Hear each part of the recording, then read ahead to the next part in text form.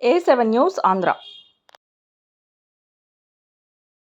ఉచిత ఇసుక అమలు చేయాలని కోరుతూ సిపిఎం రాష్ట్ర కమిటీ పిలుపులో భాగంగా విసన్నపేట గాంధీ బొమ్మ సెంటర్లో సిపిఎం సిఐటియు కార్మిక సంఘాల ఆధ్వర్యంలో నిరసన కార్యక్రమం చేపట్టడం జరిగింది.